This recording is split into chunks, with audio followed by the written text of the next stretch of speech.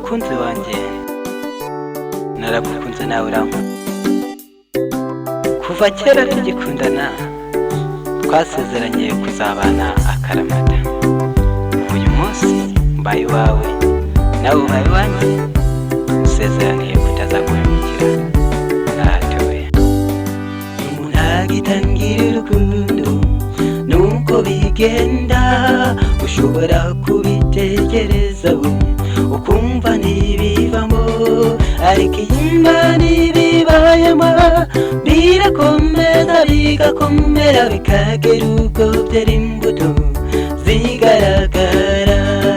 Imbuto z'urukundo ziragaragaye uyu munsi mwiza w'igikundiro, inshuti n'imiryango, abasore n'inkumi, abasaza n'abakecuru, abana bato babukereye kuri uyu munsi mwiza w'igikundiro.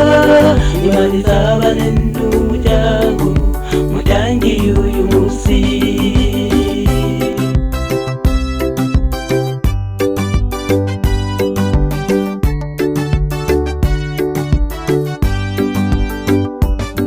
Ibuka musore ugitangira urukundo rwawe, amagambo wabwiye umukobwa wawe ngagukundire, none yarabikunze aranabisinyira kandi abemereye imbere y'abantu kabaye uwawe iteka. Imbuto z'urukundo ziragaragaye uyu munsi mwiza w'igikundiro, inshuti n'imiryango, abasore n'inkumi, abasaza n'abakecuru, abana bato babukereye kuri uyu munsi mwiza w'igikundiro. Imana izabane n'umuryango mutangiye uyu munsi.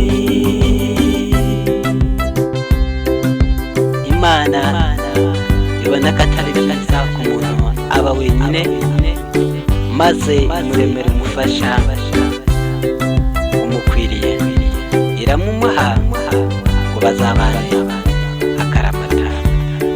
Imana ishimwe kw'ibyo.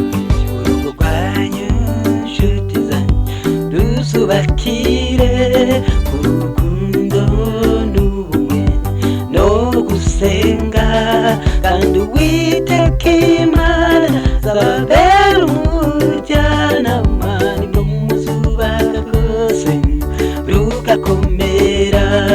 Imbuto z'urukundo ziragaragaye uyu munsi mwiza w'igikundiro, inshuti n'imiryango, abasore n'inkumi, abasaza n'abakecuru, abana bato babukereye kuri uyu munsi mwiza w'igikundiro. Imana izabane n'umuryango mutangiye uyu munsi.